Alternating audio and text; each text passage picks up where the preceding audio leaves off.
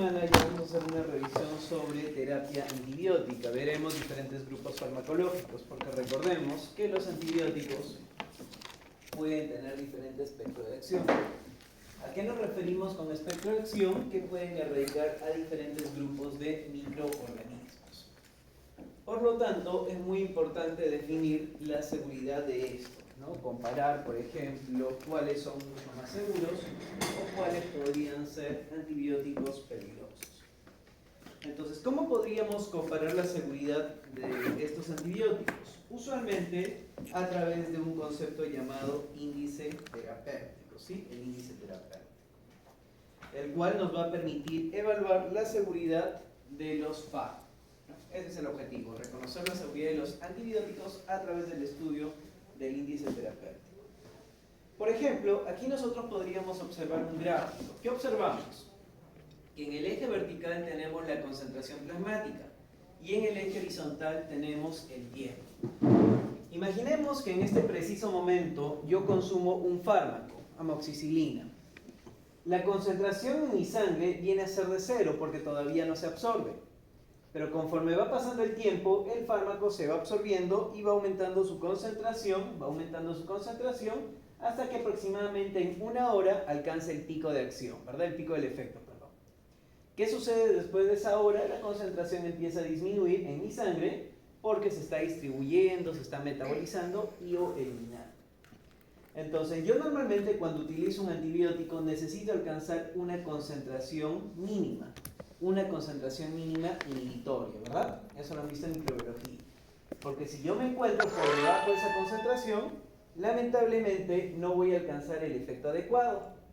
Y todo lo contrario, ¿qué pasaría si yo me excedo de esa concentración? Los efectos adversos van a ser mucho más frecuentes o incluso también podría aparecer los efectos tóxicos. De esta manera, jóvenes, ustedes pueden visualizar de que vamos a observar un efecto dosis-respuesta. Si yo utilizo dosis pequeñas, ¿alcanzaré un efecto terapéutico? No. Pero si yo utilizo dosis excesivamente elevadas, ¿qué va a suceder? Podría generar toxicidad, ¿no? Entonces, hay diferentes tipos de dosis que ya hemos ido revisando a lo largo de estas sesiones. Podríamos tener una dosis mínima, cantidad mínima que yo requiero para alcanzar el efecto terapéutico. Podría tener una dosis máxima, que es la cantidad máxima del fármaco que yo debo utilizar sin generar ningún otro efecto nocivo. Y cualquier valor que se encuentre dentro de este rango lo denominamos dosis terapéutica. Pero ¿qué pasa si yo me excedo de esta dosis tóxica? Por ejemplo, de esta dosis máxima. Podría generar una dosis tóxica o incluso la mortalidad del paciente. ¿Ustedes conocen este antibiótico amoxicilina, jóvenes? Sí. ¿Para qué se utiliza la amoxicilina? Para infecciones. ¿Pero qué tipo de infecciones? Respiratorias, infecciones del tracto respiratorio alto. Se utiliza también para infecciones odontogénicas. La dosis usual es de 500 miligramos a 1 gramo por vía oral cada 6 o cada 8 horas. Ese es el esquema habitual. ¿Qué pasaría si de repente yo utilizo concentraciones por debajo de esos 500 miligramos? ¿Qué podría suceder? Recordar que este es un gráfico similar. Concentración de la amoxicilina en la sangre conforme va pasando el tiempo. ¿Qué podría suceder si yo utilizo una dosis por debajo de 500 miligramos? Se me ocurre, doctor, yo quiero tomar solamente 250 miligramos. Bien por vía oral cada 8 horas. ¿Qué creen que sucede cuando yo utilice esa dosis? ¿Qué va a suceder? Lo primero es que el fármaco se va a absorber, ve una fase de ascenso, se metaboliza, se elimina. Una segunda dosis, tercera, cuarta, quinta, sexta y así de manera consecutiva. ¿He alcanzado la concentración adecuada, la MIC, la concentración mínima inhibitoria? No. Entonces, para poder alcanzar esa concentración mínima inhibitoria, necesito dosis de por lo menos 500 miligramos, 875 o hasta 1 gramo. Eso es lo terapéutico. ¿Y qué pasa si por ahí de repente su compañero dice, doctor, pero ¿por qué no le damos de repente 4 gramos? 4 gramos por vía oral cada 8 horas para asegurarnos. ¿qué podría suceder? Podríamos alcanzar dosis o concentraciones muy elevadas, tanto así que puede generar toxicidad en el paciente. ¿Se entiende? Entonces, de esta manera yo tengo, por ejemplo, una dosis tóxica, tengo una dosis terapéutica, o también podría tener dosis subterapéutica. Entonces, tomando en cuenta esos parámetros, es que existe un concepto llamado índice terapéutico. ¿Qué cosa es el índice terapéutico? El índice terapéutico es una relación entre la dosis tóxica o letal entre la dosis eficaz. Pero se habla de poblaciones, ¿no? La dosis que es efectiva en un 50% de la población, o de repente una dosis que puede causar toxicidad o muerte en el 50% de la población. ¿Sí? Entonces son dosis poblacionales. Entonces, por ejemplo, ¿ustedes recuerdan este fármaco, paracetamol? Paracetamol. ¿Cuánto es la dosis tóxica? Me dijeron que no debería excederme de los 4 gramos en un día, ¿verdad? ¿Y cuánto es la dosis eficaz? ¿Cuánto es la dosis eficaz del paracetamol? ¿Cuánto usamos de paracetamol normalmente? 1 gramo como analgésico, pero con 500 miligramos, 0.5 gramos, como antipirético, ¿verdad? ¿Cuánto sería el índice terapéutico del paracetamol entonces? ¿Cuánto sería el índice terapéutico del paracetamol?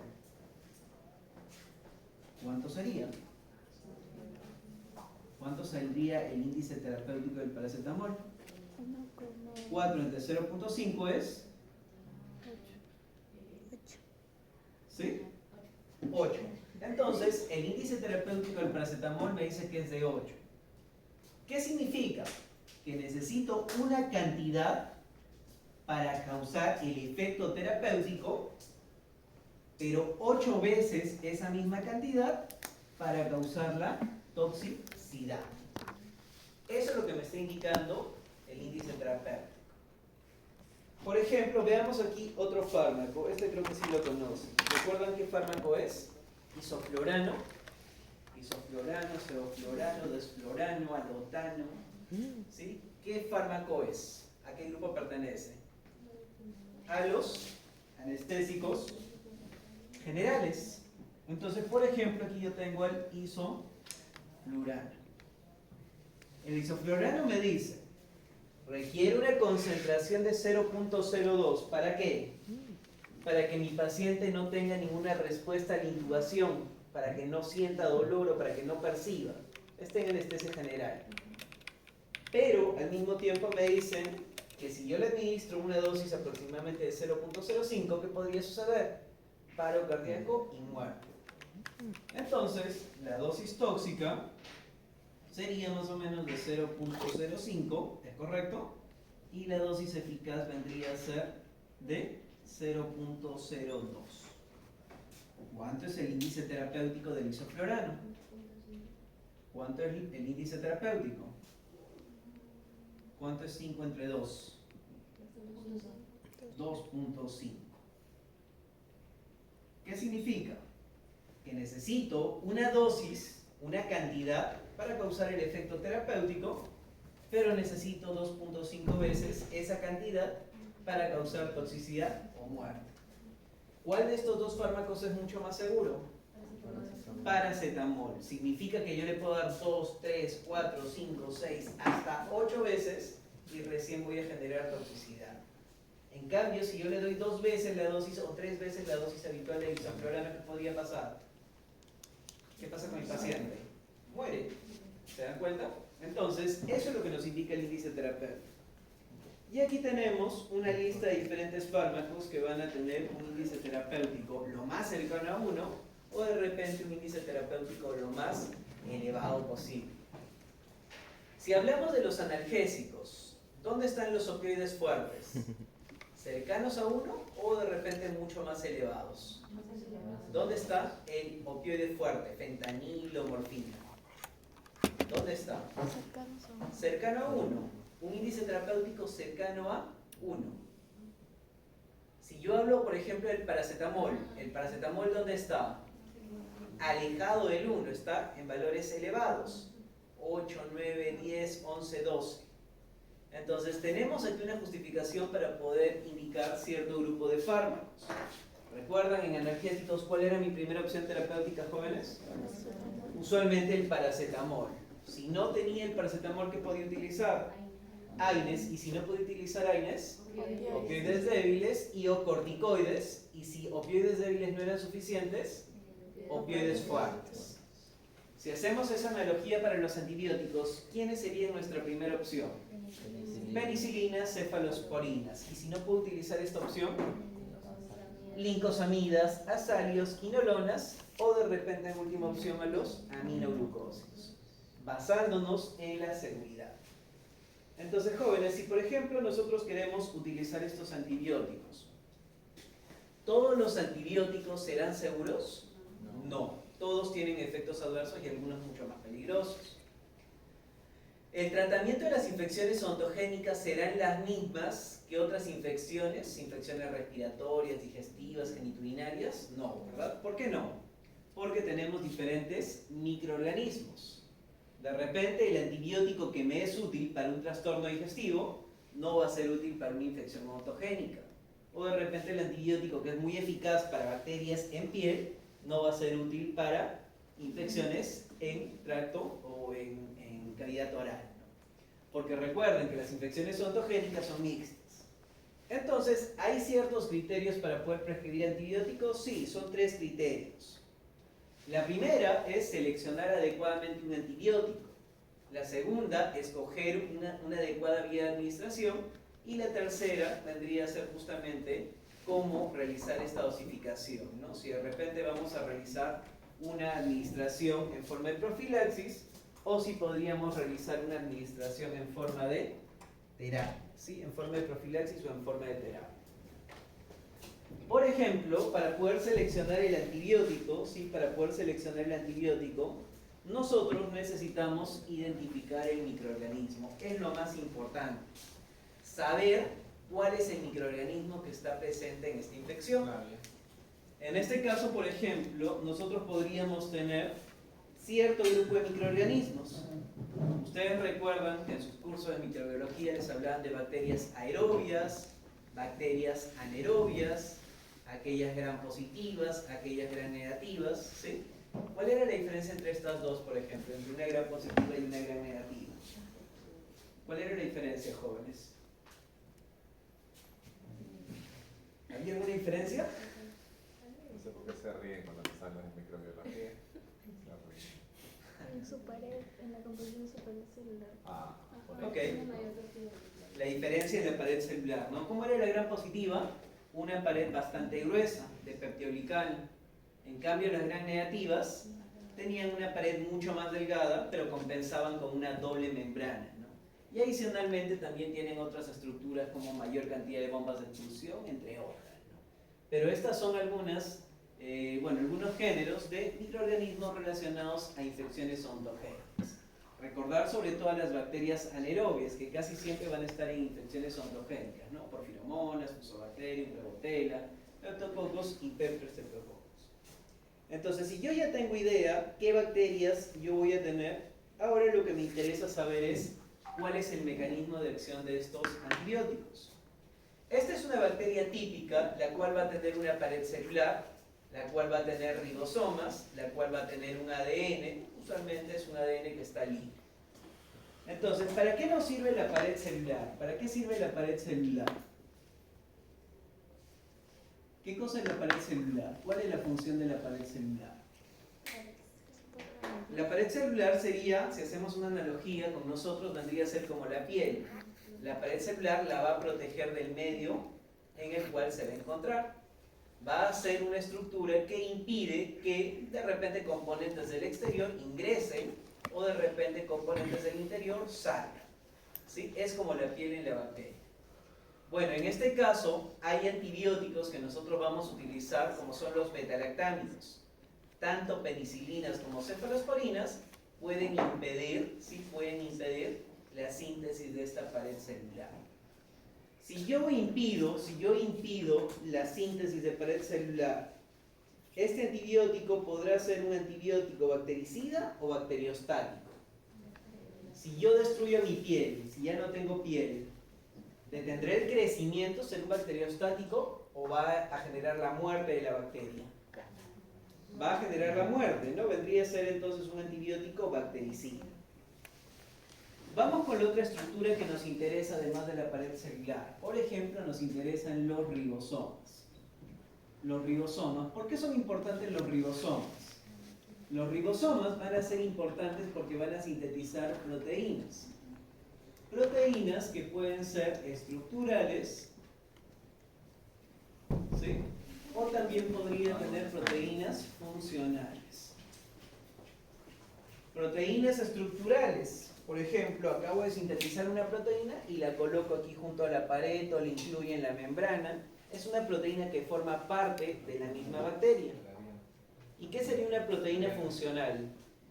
Que esta bacteria produce una proteína que la podría utilizar como toxina, produce una proteína que podría ser de repente una enzima, entonces son proteínas que le van a ayudar a subsistir o a ser mucho más patogénicas.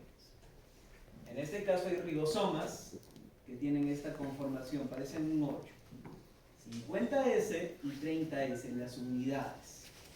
La más grande, 50S, y la más pequeña, 30S. Entonces, tenemos antibióticos que pueden inactivar a 50S. Macrobólidos, glincosamidas, ¿no? Que los vamos a ver próximamente en las teorías. Tenemos a otro grupo de antibióticos, como son los aminoglucósidos, que también se unen a 30S. En ambos casos, cumplen funciones principalmente bactericidas. Sin embargo, hay un pequeño grupo de antibióticos llamados tetraciclinas que también inactivan a 30S, pero estas solamente ejercen un efecto bacteriostático. Y adicionalmente tendremos otro grupo de antibióticos como son las quinolonas y los nitroimidazoles que pueden impedir la formación de nuevo material genético. Los de rojo son bactericidas y dentro de todo este grupo las tetraciclinas son los únicos bacteriostáticos esencialmente. Van a ser los bacteriostáticos. ¿Se entiende la idea entre un bacteriostático y un bactericida, jóvenes? ¿Sí? ¿Se entiende la diferencia? ¿Sí? ¿No entienden? Sí, por eso no entiende, por llegar tarde. Perdón. Perdonada en todo caso. Ok, vamos a ver aquí. Si nosotros observamos una bacteria en este preciso momento y esta bacteria logra infectar cavidad oral, ¿qué pasará con esa bacteria conforme pasa el tiempo? ¿Qué pasa con una bacteria? Se duplica. De lo que tenía una bacteria, tengo 2, luego 4, luego 8, luego 16, 32, 64 y así exponencialmente. Van creciendo hasta un número ilimitado. Sin antibióticos siguen creciendo. Pero en este preciso momento yo le administro un antibiótico. ¿Qué va a suceder con este antibiótico? Si es un bacteriostático, detiene el crecimiento. Doctor, habían 10.000 bacterias. Esas 10.000 se mantienen constantes a lo largo del tiempo. ¿Quién elimina estas 10.000 bacterias si el bacteriostático solamente detuvo el crecimiento? El sistema inmune del paciente. ¿Sí? ¿Y qué pasaría si yo escojo un antibiótico que estaba en rojo de los bactericidas? ¿Qué podría ser este bactericida? ¿Qué podría ser este bactericida? ¿Qué hará con esas 10.000 bacterias? ¿Qué es lo que va a hacer? Va a empezar a disminuir, va a empezar a destruirlas, matarlas. Por lo tanto, en algún momento puedo llegar hasta 0 bacterias. Entonces, ya hemos visto dos criterios muy importantes a la hora de seleccionar un antibiótico. La primera, identificar el microorganismo, y la segunda, determinar el efecto, ¿no? Si este microorganismo es susceptible, ya sea por su mecanismo de acción o también por su espectro, ¿no? Y también si tiene efecto bacteriostático o bactericida. Adicionalmente, jóvenes, también es muy importante determinar si este antibiótico puede llegar hacia todos los tejidos. Pregunto, ¿será fácil llegar hacia todos los tejidos? Imagínense que yo en este momento tengo una infección en la pulpa de mi diente. ¿Sí? Este es mi dientecito. Ese es mi diente. Pero, dentro de ese diente, yo tengo una pulpa, ¿verdad? Yo tengo una cámara pulpar. Esta vendría a ser la pulpa. Y rodeando este diente, ¿qué es lo que yo tengo, jóvenes? Tengo hueso, ¿no? Tengo huesito. Pregunto, ¿dónde vamos a tener mayor cantidad de antibiótico? Si el antibiótico ya está en la sangre, ¿hacia dónde va a llegar el antibiótico? ¿Dónde llegará con mucha mayor facilidad? ¿Dónde llegará? El antibiótico ya está aquí en la sangre. Aquí ya está en la sangre. Y la sangre viene aquí por los vasos sanguíneos. ¿Dónde va a llegar el antibiótico con mucha mayor facilidad? Aquí. Tejidos vascularizados. La sangre también va a llegar aquí hacia la encía, ¿verdad? Con mucha facilidad. Aquí también voy a encontrar antibióticos. ¿Pero llegará con facilidad al tejido óseo? No, porque no tiene la misma vascularidad. Entonces, eso también interesa a la hora de escoger algunos antibióticos. Particularmente, hay algunos antibióticos que tienen mejor capacidad de distribución. Por ejemplo, los que tienen mejor capacidad de distribución al tejido óseo, al hueso, podríamos hablar, por ejemplo, de la clindamicina, podríamos hablar de repente del metronidazol, podríamos hablar de repente del ciprofloxacino,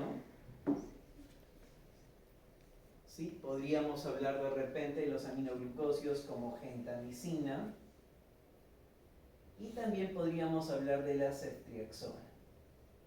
Hay otros más, pero estos son los más importantes, los que tienen mejor distribución en el hueso. Sin embargo, si han llegado al hueso, ¿cómo estarán en tejidos blandos? Si ya llegaron a lo más difícil, jóvenes, ¿cómo estarán en tejidos blandos? En altísimas concentraciones, ¿verdad? Porque todo antibiótico llega a tejidos blandos con suma facilidad, pero muy pocos van a poder llegar hacia el tejido óseo. Entonces, eso es muy importante. Y otro criterio que también podríamos tomar en cuenta es, por ejemplo, los factores del paciente, por si tienen alguna alteración renal o hepática. Entonces, ¿me interesará saber cuál es la ruta de eliminación? Claro que sí. Tengo antibióticos que se van a eliminar por vía renal. ¿Quiénes? Penicilinas, cefalosporinas, que vamos a ver el día de hoy en la teoría, y también los aminoglucósidos como este aquí, como gentamicina. Tengo antibióticos que se eliminan por vía biliar. Por ejemplo, los azálidos, acitromicina, claritromicina o la misma clindamicina. Si yo tengo un paciente con enfermedad renal, ¿qué antibiótico no debería darle? ¿Qué antibiótico no debería darle? Estos de aquí, ¿verdad? ¿Correcto? Entonces, ¿cuáles serían mis alternativas si no puedo darle estos de aquí? Azálidos y lincosaminas. Pregunta, tengo un paciente con problemas hepáticos, ¿podré darle estos antibióticos? No. Entonces, si no puedo darle estos, ¿qué podría darle? Los de arriba, penicilinas, cefalosporinas, aminoglucósidos, con mayor seguridad. Ojo, estos son los que tienen mayor eliminación por estas rutas. Pero hay algunas que van a encontrarse en un punto intermedio, ¿no? Se eliminan por ambos, tanto por vía renal como por vía biliar. Y por ahí hay algunos que adicionalmente a estas rutas de eliminación podrían eliminarse también por la saliva, por lo que podrían ser de utilidad para enfermedad periodontal. Acitromicina, claritromicina, metronidazol y tetraciclina, ¿no? Además de eliminarse por alguna de estas vías, también pueden eliminarse un porcentaje significativo por la saliva, ¿no? Fluido clavicular, lo más cercano. Entonces, jóvenes, de esta manera nosotros observamos que realmente seleccionar el antibiótico depende de que yo pueda tomar en cuenta estos criterios. Reconocer qué bacterias se encuentran, si estas bacterias son susceptibles, determinar dónde se produce la infección y también las características del paciente. ¿Sí? ¿Se entiende? O incluso en una paciente gestante, si estamos hablando, ¿sí? Si estamos hablando de pacientes gestantes, recuerden que existen las categorías de la FDA. Categoría B, ¿recuerdan qué cosa es la categoría B? Como el semáforo, ¿qué me dice? Verde, seguro, adelante. Penicilina, cefalosporinas, acitro, clinda y también el metronidazol con cierta precaución. Categoría C, ¿qué me dice? ¿Sigue siendo seguro? Sí. ¿Sigue siendo muy, muy seguro? No, ya existe un riesgo, pero todavía el beneficio es mayor. Claritromicina, ciprofloxacina o gentamicina. ¿Qué me dice categoría D? Que ya no es seguro, hay más riesgo y el beneficio es muy pequeño, no lo utilices, salvo que la vida de la madre esté en peligro. Entonces, Recuerden, a una gestante le puedo dar antibióticos jóvenes. Pregunta fija de un caso clínico. Paciente, gestante de bla bla bla, 25 años, gestante de 7 semanas. Viene con una infección. Tiene una infección. ¿Le puedo dar antibióticos? Sí. ¿Qué antibióticos? B. Los que están en verde. Amoxicilina, cefalexina, todos los que vamos a ver el día de hoy en la teoría. Adicionalmente, acitromicina, clindamicina y metronidazol. ¿Se entiende? Salvo que sean alérgicos, ahí tendré que buscar otras alternativas. Pero si no, por el contrario, podría utilizar cualquier opción que esté en verde. ¿Sí? ¿Preguntas? Entonces, eso sería con relación a la adecuada prescripción, ¿sí? A la adecuada selección del antibiótico. ¿Qué me faltaría? Vía de administración. Eso es mucho más sencillo cuando hablamos de vía de administración. Porque esto va a depender de la severidad. Si por ejemplo yo tengo infecciones leves, ¿qué me recomienda? Que yo utilice solamente por vía oral. Porque la infección es leve. Puedo controlarla con la vía oral. ¿Cuántos antibióticos? Uno es más que suficiente. Pero si yo tengo infecciones moderadas o infecciones severas, necesito 2 antibióticos. ¿Y qué antibióticos puedo combinar? ¿Recuerdan esta lista? Estos 2 primeros son muy buenos contra anaerobios. Son muy buenos contra anaerobios. Contra anaerobios. Y estos 2 son muy buenos contra aerobios. Son muy buenos contra aerobios. Pregunto, si es una infección mixta, ¿cuáles serían las posibles combinaciones? ¿Qué combinaciones se les ocurren? Linda más cipro. Linda más genta. O metronidazol más cipro, metro más genta. ¿Se entiende? Estoy combinando 2 antibióticos por lo menos. Una contra aerobias y la otra contra anaerobias. No son las únicas en realidad, porque el metronidazol también se puede combinar con lo que vamos a ver el día de hoy en la teoría, con penicilinas y cefalosporinas, pero las combinaciones son mucho más amplias. Pero recuerden, 2 antibióticos por lo menos a partir de infecciones moderadas o infecciones severas. En el caso de las infecciones moderadas, si no hay fiebre, los 2 por vía oral, porque también depende de que estén disponibles.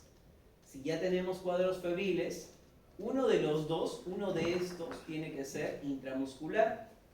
Y si fuese severa, jóvenes, tienen que ser netamente por vías parenterales, ¿no? Preferiblemente intravenosa. ¿Y cómo podría saber si es una infección leve, moderada o severa, jóvenes? ¿Cómo sabemos? El paciente me dice, ¿qué tendría que evaluar? Manifestaciones clínicas, ¿sí? Semiología, lo que ustedes están viendo. Si el paciente tiene dolor, si el paciente de repente presenta trismus, si hay edema, eso me va a indicar si es leve, moderada o severa. Para infecciones leves nos dicen de que puede haber un dolor espontáneo, pulsátil, dolor en la percusión, de intensidad bastante baja. No hay limitación en la apertura bucal, pero tampoco hay edema, ¿no? O si se presenta el edema es muy localizado. Eso es una infección leve. Si yo tengo una infección moderada, estoy hablando de que presenta las mismas manifestaciones, pero aquí el edema ya se hace mucho más evidente. Pero todavía no hay manifestaciones sistémicas como podrían ser fiebre, malestar general y cefalea, que eso es compatible ¿con quién? Con una infección moderada febril. Y para una infección moderada febril, ¿cuál era la consideración? Que sean 2 antibióticos y uno de ellos sea por vía intramuscular. ¿Se entiende? Y en caso de infecciones severas, como yo sé, que van a tener las mismas manifestaciones, el edema se hace mucho más evidente, pierde los límites y el paciente podría tener compromiso respiratorio, como una angina de Lund. Manejo intrahospitalario. ¿Y cuánto tiempo debería durar la terapia, jóvenes? ¿Cuánto tiempo debería durar la terapia? 3 días. ¿Una semana? ¿Quién da más? ¿Quién da menos? En el caso de antibióticos, vamos a tener terapias mínimas. Para una infección leve, recuerdan, un antibiótico por vía oral, mínimamente 5 días. Para una infección moderada, 7 días. 2 antibióticos, los 2 por 7 días. Y para una infección severa, los 2 antibióticos durante 10 días de tratamiento. Entonces, cuando se les indique cuál es la terapia antibiótica, jóvenes, ustedes deben pensar en esos esquemas que estábamos discutiendo hace un rato, ¿no? O bien uno solo, o bien las dos combinaciones, pero por cuántos días. Entonces, normalmente cuando hablamos ya de esta prescripción racional, existen justamente estos dos esquemas, profilaxis y terapia antibiótica. La terapia antibiótica es cuando yo tengo evidencia de infección. ¿Y qué cosa es la profilaxis? ¿Qué cosa es la profilaxis, jóvenes? Si ya entendimos que terapia, por ejemplo, yo les pongo una situación y es bastante sencilla de interpretarla. Yo soy un paciente que acude a su consulta. Yo soy un paciente que acude con alguno de estos síntomas. ¿Qué me prescriben? ¿Profilaxis o terapia? Yo vengo con alguna de estas sintomatologías. Esta de aquí. Terapia. Significa que, doctor, ya usted tiene la infección. ¿Requiere cuántos días? ¿Moderada? 7 días. Una semana con antibióticos. Seguirá un esquema como el de arriba, ¿no? Con 2 antibióticos. ¿Qué pasaría si yo de repente acudo con esta de aquí, con el cuarto nivel, con la fase 4? Doctor, tiene que hospitalizarse durante 10 días antibióticos. Los esquemas ya lo discutimos, pero son 10 días de tratamiento. ¿Se entiende? ¿Sí? Entonces, eso es sencillo. Eso es terapia antibiótica. Eso es terapia.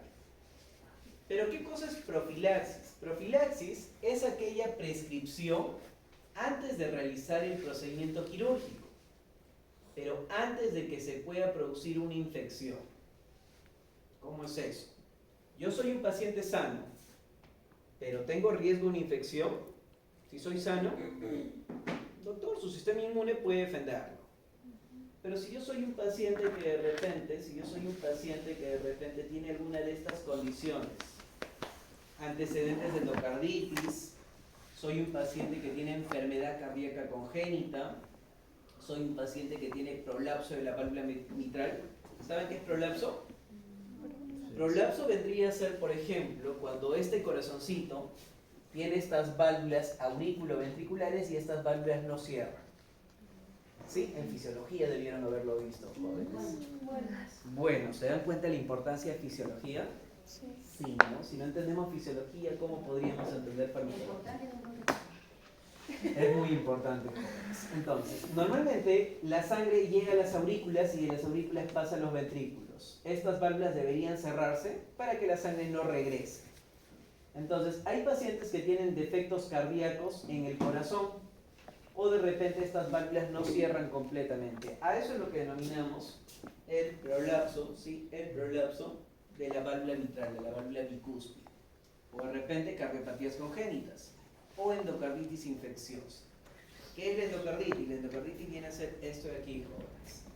Que bacterias orales, ¿sí? Que bacterias orales puedan ingresar a la sangre y de la sangre puedan colonizar este endocardio, ese tejido interno del corazón, ¿sí? Esa capa interna del corazón. ¿Ven las bacterias? ¿Deberíamos tener bacterias normalmente? No, no deberíamos.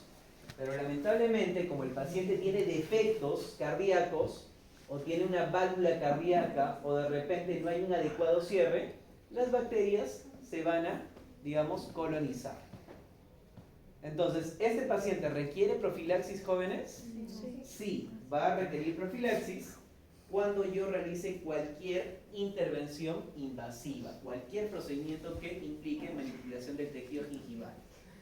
Pero los procedimientos que no van a realizar manipulación, una radiografía, de repente una impresión, instalación de prótesis, ¿van a requerir de profilaxis? No. Vuelvo a preguntarles, ¿en qué situaciones yo debo prescribir profilaxis antibiótica? En pacientes con riesgo y en pacientes que sean sometidos a intervenciones quirúrgicas invasivas, que cumplan ambos criterios. Yo soy un paciente en riesgo, me van a tomar una impresión, solamente una impresión. ¿Requiero profilaxis? No. Yo soy ese mismo paciente que tiene las válvulas cardíacas protésicas, pero me van a extraer un dientecito, así un remanentito. ¿Requiero profilaxis? Si es un remanentito. ¿Requiero? Es un procedimiento invasivo. ¿Requiero? Sí, cualquier procedimiento invasivo en este grupo de pacientes con riesgo sí van a requerir profilaxis antibiótica. Ojo, no todos los pacientes con enfermedades cardíacas van a requerir. Por ejemplo, hay algunos pacientes que tienen marcapasos, no requieren. Ojo, marcapaso no es lo mismo que una válvula. ¿Se entiende? El marcapaso va a encontrarse por fuera. En cambio, las válvulas cardíacas se encuentran aquí, un reemplazo. ¿Se acuerdan cuando hablábamos de anticoagulados? Válvulas cardíacas, prótesis de reemplazo de estas válvulas. Jóvenes, ¿un paciente hipertenso está en la lista? ¿Un paciente hipertenso requiere profilaxis entonces? No. ¿Un paciente con infarto está en la lista? No. ¿Requiere profilaxis? No. ¿Paciente con ACV está en la lista? No. ¿Requiere profilaxis? No, no requiere. Entonces, en condiciones cardíacas no van a requerir, a no ser que se encuentren en esta lista o de repente los que vamos a discutir en el seminario. Pregunto, pacientes con de repente, ¿qué podría ser? Pacientes con inmunosupresión. Inmunosupresión, ya no estamos hablando de problemas cardíacos. Inmunosupresión. ¿Requieren profilaxis? Inmunosupresión, no tengo defensas, jóvenes. No tengo inmunidad. Esas bacterias que podrían estar en mi boca, ingresan a la sangre, ¿podrían hacerme daño? Sí, inmunosupresión sí requiere. ¿Sí? Y algunas otras que vamos a discutir.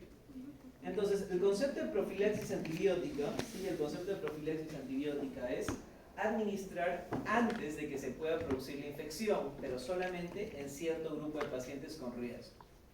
Y usualmente va a ser una dosis única, y ahí la diferencia. ¿Cuántas dosis tenía que administrar en la terapia? ¿Cuántas dosis debía repetir o por cuántos días? 5, 7 o 10 días. Profilaxis antibiótica única. Terapia antibiótica son dosis terapéuticas. Profilaxis usualmente van a ser dosis elevadas. Incluso de amoxicilina ya no se utiliza ese rango, se utiliza hasta 2 gramos o hasta 3 gramos según algunas sociedades que vamos a ver en el seminario. ¿Queda claro, jóvenes, entonces la diferencia entre profilaxis y terapia? Entonces, la profilaxis solamente en cierto grupo de pacientes. Y si hablamos de pacientes sanos, ¿requieren profilaxis antibiótica? Ok, la respuesta debería ser en pacientes sanos,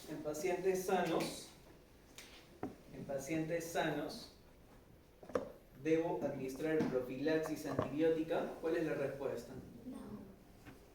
En coro, jóvenes. No se debe administrar. Pero por ahí podríamos buscar algunas excepciones a la regla, de forma excepcional. ¿Cuándo podría ser de forma excepcional? A pesar de que es un paciente sano. En intervenciones quirúrgicas con tiempo prolongado. Tiempo quirúrgico prolongado. ¿Sí? Tiempo quirúrgico prolongado.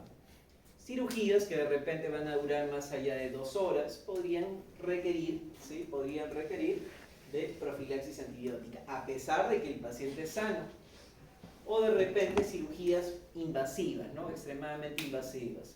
¿Saben qué es la cirugía ortognática, jóvenes? Sí, ¿verdad? Entonces, ¿cuánto tiempo creen que dure esa cirugía ortognática? ¿30 minutos? ¿2 horas? ¿4 horas? ¿6 horas? Por lo menos 4 horas, ¿no? Aproximadamente. 4 horas. ¿Es sano? ¿Requiere profilaxis antibiótica? Sí.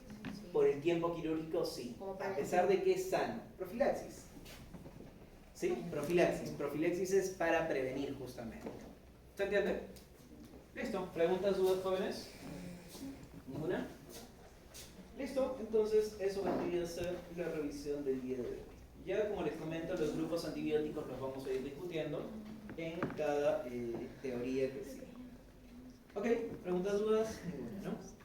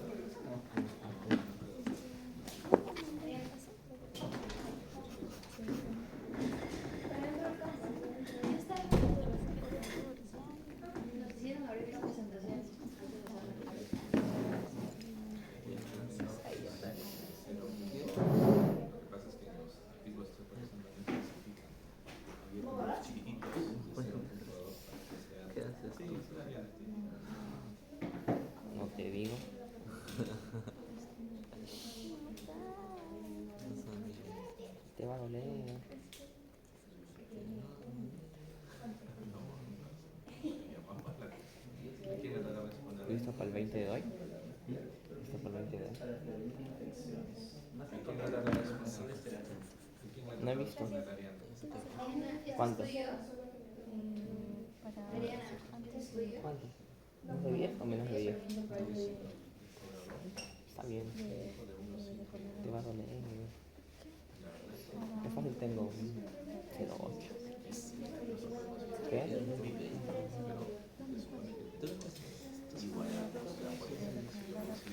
Me la moría como. Estuvimos que todo el tiempo viendo.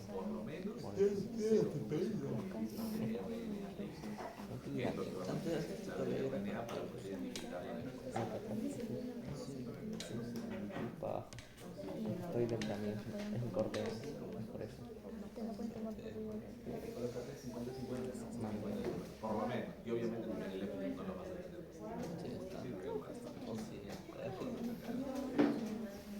Creo que 2 y 1.5, ¿no?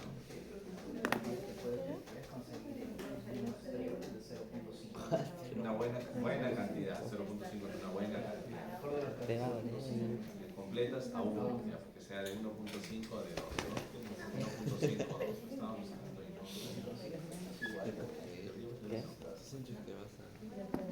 Ok, jóvenes, para poder terminar antes, continuamos con las exposiciones.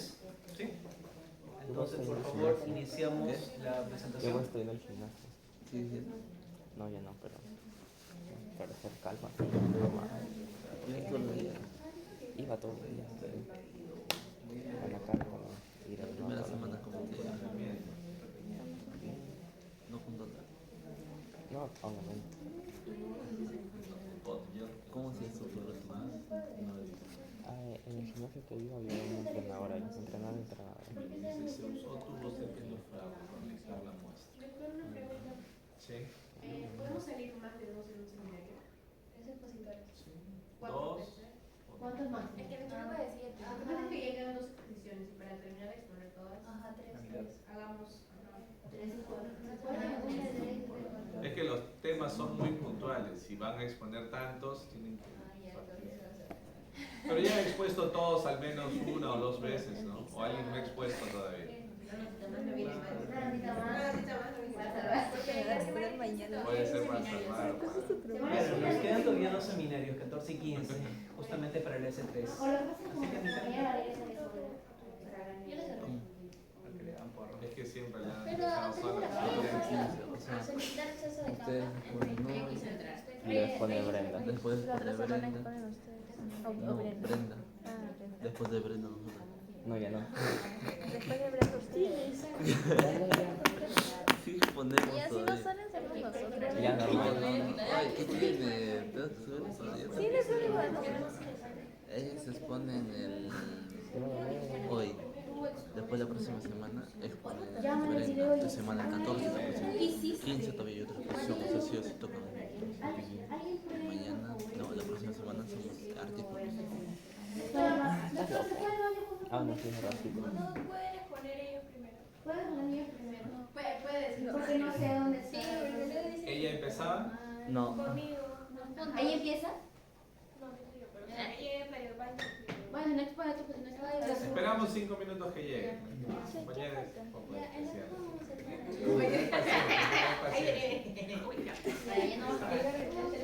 ¿Quién Ya me podemos faltó? empezar ¿Me entonces. faltó?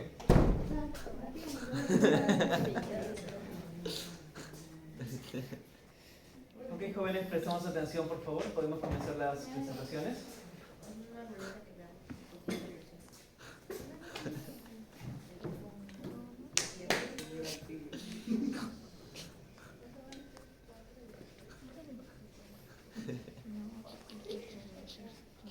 Valeria nos está esperando en Villa 1.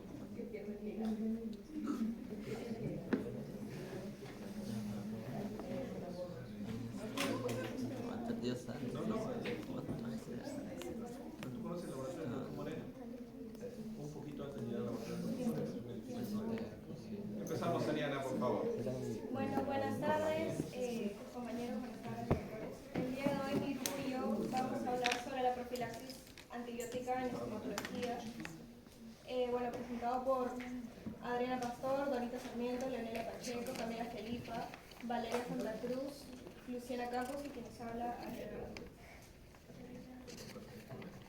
Bueno, como índice tenemos en primer lugar la introducción, la definición de profilaxis antibiótica, clasificación de las heridas quirúrgicas según Altemeyer, profilaxis antibiótica de la endocarditis infecciosa según American Heart Association, indicaciones y recomendaciones, procedimientos odontológicos que requieren profilaxis antibiótica, esquemas de profilaxis en odontología, conclusiones y por último referencias bibliográficas.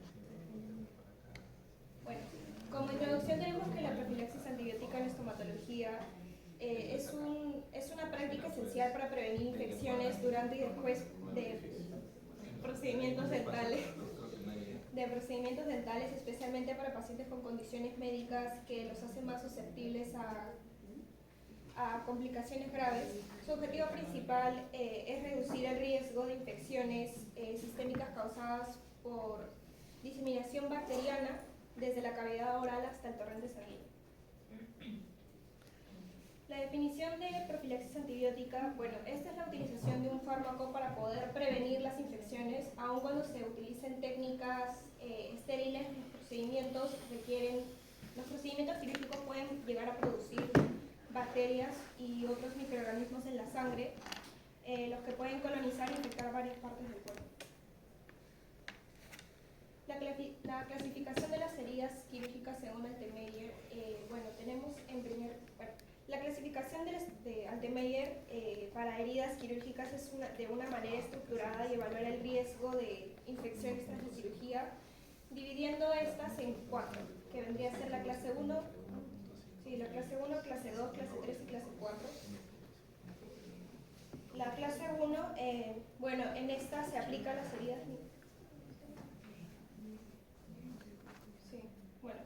En primer lugar tenemos el riesgo de infecciones en 1%, menor a 5%, de 8 a 15% y de 30 a 40%. En 1% tenemos la herida limpia, que según la clasificación de Altemeyer, estas no requieren profilaxis. Las cirugías efectivas se realizan en condiciones estériles, no tienen propensión a infectarse, se cierran por una primaria y generalmente no deja drenar. En menor a 5% tenemos herida limpia o contaminada. Requiere profilaxis heridas normalmente limpias que se contaminan por la entrada de una víscera que ocasiona una mínima salida de su contenido. De 8 a 15% tenemos la herida contaminada, que vendría a ser las que incluyen heridas traumáticas recientes, heridas penetrantes y operaciones en las que se viola la técnica aséptica. Y en las de 30 a 40% tenemos las heridas sucias o infectadas, que esas no requieren profilaxis, vendría a ser el tratamiento de terapia, que son las que han estado muy contaminadas o clínicamente infectadas antes de la operación. Y para nosotros, en nuestra especialidad, por ejemplo, la cirugía de extracción de un tercer molar impactado, una colocación de implantes, normalmente, ¿qué tipo de herida va a producir? Vendría a ser... si es para sacar las extracciones de los terceros molares, según lo que leí, vendría a ser las heridas limpia contaminada. Limpia contaminada, ¿no? Colocación de implantes también usualmente va a generar una herida limpia contaminada. Entonces, el riesgo de infección usualmente es moderado, pero podemos disminuirlo o desaparecerlo completamente utilizando profilaxis antibiótica, ¿no? La mayoría de casos de cirugía oral son cirugía limpia contaminada. En algunos casos muy puntuales puede llegar a ser una cirugía contaminada. ¿Sí? ¿Ok? Bueno, profilaxis antibiótica de endocarditis infecciosa según AHA. Las indicaciones para esta profilaxis antibiótica de endocarditis infecciosa tenemos a pacientes con válvulas cardíacas, protésicas o de material protésico, así como mencionó el profesor anteriormente. Pacientes con enfermedad cardíaca congénita y pacientes con trasplante cardíaco que desarrollen enfermedad de la válvula cardíaca. Y en recomendaciones tenemos la sobreutilización de los antibióticos para poder sobrellevar o llevar la resistencia antibiótica, por lo que debe ser prescrita con prudencia. También limitar el uso de catéteres y procedimientos invasivos, que siempre, lo mayor que sea posible, y todos los procedimientos odontológicos que conlleven la manipulación del tejido gingival, la región periapical, la región periapical del diente o la perforación de la mucosa oral. Claro, lo que has comentado, Ariana, es muy importante, ¿no? Porque si revisamos las recomendaciones de hace 20 años, había una Sí, lista hay una muy lista grande grande. de procedimientos que necesitaban profilaxis antibiótica. Y con el tiempo, Fuera reduciendo. esa lista se ha ido reduciendo y cada vez son menos los casos en los que se recomienda profilaxis, porque precisamente se busca llevar al mínimo el uso de antibióticos, que solo se utilicen cuando realmente son necesarios para reducir el riesgo de resistencia que en los últimos años ha aumentado significativamente, ¿no? Muy bien, continuemos por favor.